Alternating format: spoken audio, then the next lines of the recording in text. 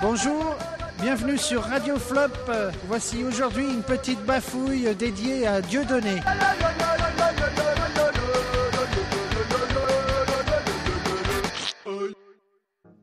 Un vent nouveau souffle sur la planète, vent du renouveau, c'est le vent de l'espoir, celui qui fait danser les branches des grands arbres, sortis de sa nuit pour réveiller nos âmes. Il est né dans le cœur des forêts africaines, dansant, glissant sur les rives Congo, le vent du changement, révolution naturelle, inspiré par les astres. ou inspiré par Dieu, Il est là, je le sens, il efface mes peurs. et il durcit mon bras, c'est le vent du combat, pour l'émancipation des populations nègres. Et des jaunes et des blancs pour l'humanité. Salut Dieudonné, je te fais cette bafouille de façon radiophonique. Ouais, parce que sur YouTube, tout le monde fait sa petite télé, alors... Bon, c'est sûr, quand on n'a rien dans la tronche, on en montre l'extérieur. Tout est histoire de devanture et de façade, hein. Derrière, c'est le néant. Ouais, je sais, ça fait un peu philosophique tout ça, mais bon, ça m'amuse. Un vent nouveau souffle sur la planète. Un vent du renouveau, c'est le vent de l'espoir. Pour l'émancipation des populations nègres et des jaunes et des blancs pour l'humanité. C'est très beau ce que tu dis dans cette chanson. On pourrait imaginer John Baez en train de chanter cet hymne à la fraternité. Seulement voilà, il y a une couille dans ton combat. Cette couille, c'est cette ambiguïté. On ne sait plus où se trouve le premier et le second degré. Moi qui adore la provoque, je suis emmerdé à l'idée que Gollnisch, Ayoub et Le Pen aient pu rigoler au même endroit que moi en t'écoutant. Ouais, parce qu'on ne rigolait certainement pas pour les mêmes raisons.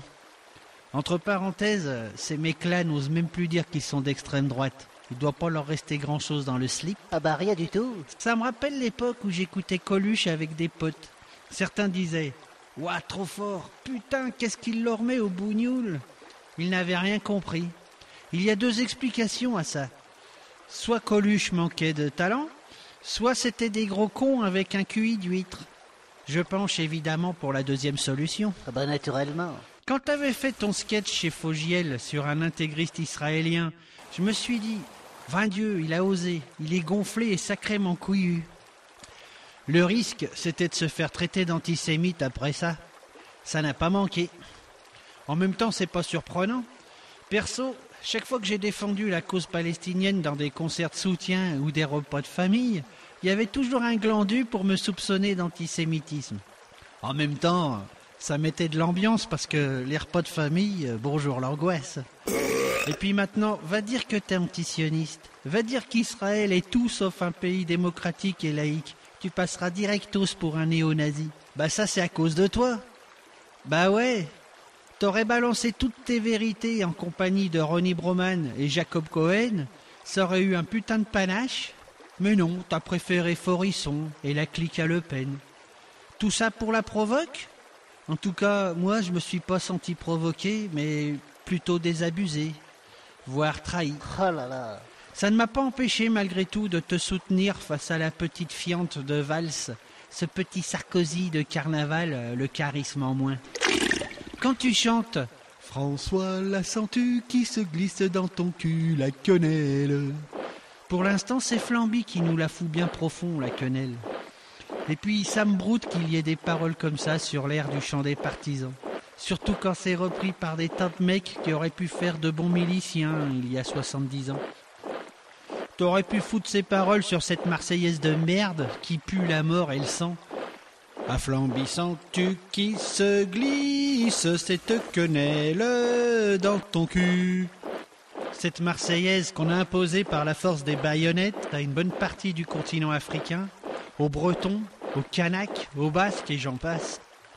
Ça me fait repenser à Christian Carambeu qui avait refusé de chanter la Marseillaise au Stade de France. Comme il disait, c'était pour répondre à Jean-Marie Le Pen qui trouvait qu'il y avait trop de noirs dans l'équipe de France. Oh, mais il n'y a pas que Le Pen qui avait dit ça, il y avait Finkielkraut aussi. Ils s'embrassent au mois de janvier, car une nouvelle année commence. Mais depuis des éternités, n'a pas tellement changé la France.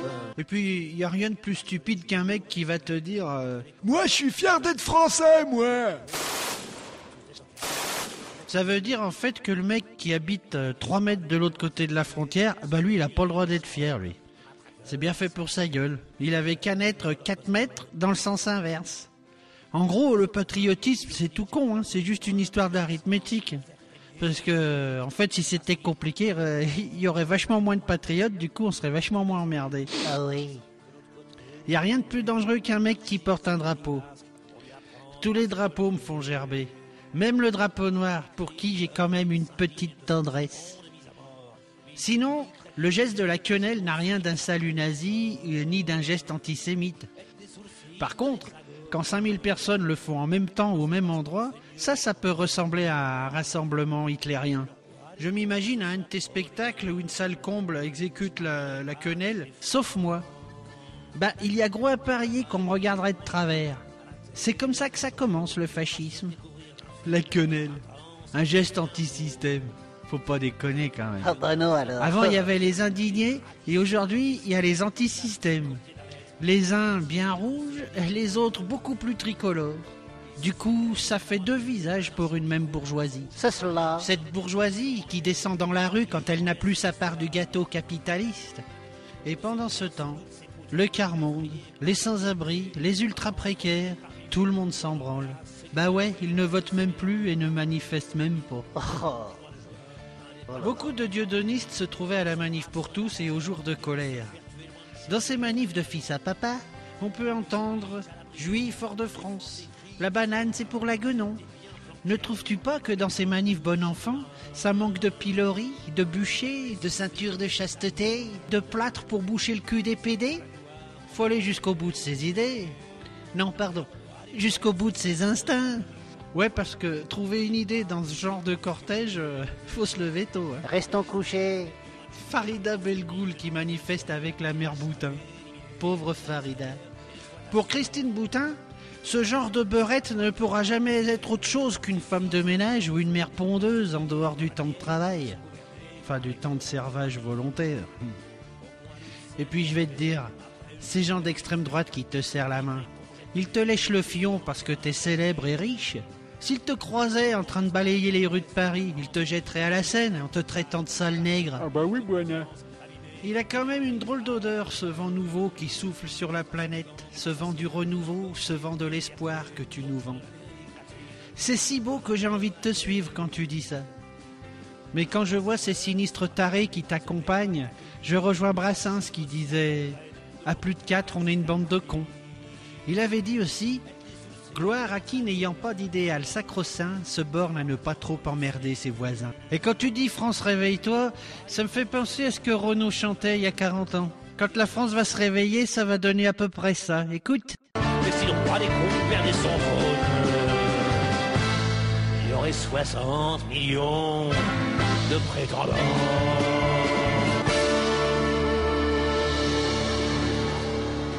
J'ai exactement le même âge que toi. Le temps passe. Prenons garde à ne pas devenir des vieux cons si ce n'est pas déjà fait. Avant de devenir ni Dieu ni maître, j'ai bénéficié d'une éducation chrétienne. J'en ai gardé quelques principes. Par exemple, celui d'aimer son prochain. C'est pour ça que je t'en veux pas. Amen. Allez, Dieudonné, reviens parmi les tiens. Non, pas les décérébrés du show business là, qui nous puent au nez. Non, ces petites gens comme nous là, qui veulent connaître la joie de vivre aux 4 coins du monde. Enfin bon, le monde, je sais pas s'il a des coins, mais enfin ça vaut le coup d'aller le voir quand même. Hein. Sans les frontières et toutes ces conneries, évidemment. Voilà, et bah pour terminer, je vais t'offrir cette petite chanson du groupe Rural Petzouille. Ouais, c'est mon groupe de rock agricole. Ça, c'est de la chanson qui sent la bouse, mais je tenais à t'offrir celle-ci parce que quand je me suis bien retrouvé dans la merde, ce sont les Français pas de souche qui m'ont recueilli sur le plateau du Haut-Buget. C'est dans l'un, à côté de l'autre. Allez, salut! C'était The Fred. Un chouette matin, ma moitié m'a prié de quitter la fermette et je ne pensais pas trouver au bout de quelques kilomètres Les joies de la vie en cité, sur un plateau en pleine brousse, où les bovins viennent me brouter, sous les senteurs de couscous, senteurs de couscous, senteurs de couscous.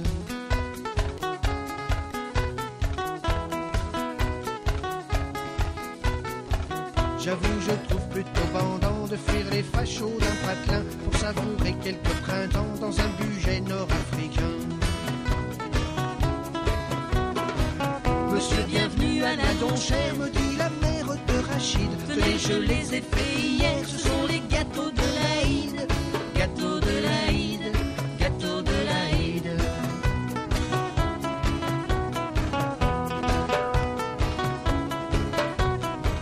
La Donchère est un HLM dont l'architecture est à chier, mais on y renifle tout de même des parfums de fraternité. Et ici c'est Tizi Ouzou qui fait la cour à Bamako. Ça prouve que pas tous c'est chez nous, n'en déplaise à tous les blaireaux, à tous les blaireaux, à tous les blaireaux.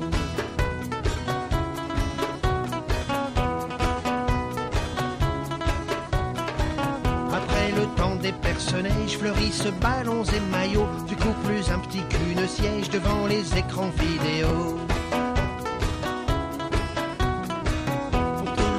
On a des cages de foot au filet défoncé et la cantère dans le garage de notre célèbre GG, célèbre GG, célèbre GG.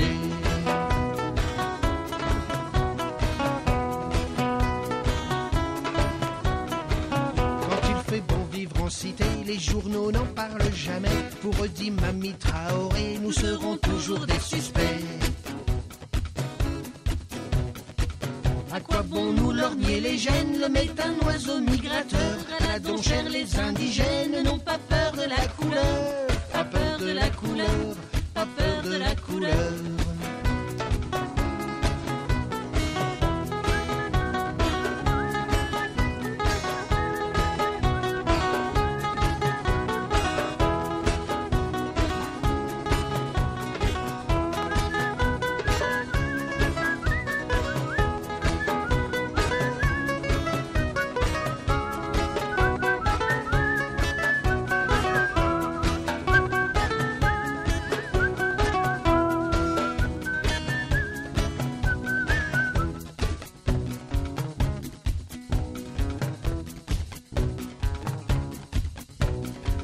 Un chouette matin, ma moitié m'a prié de quitter la fermette, et je ne pensais pas trouver au bout de quelques kilomètres les joies de la vie en cité, sur un plateau en pleine brousse, où les beaux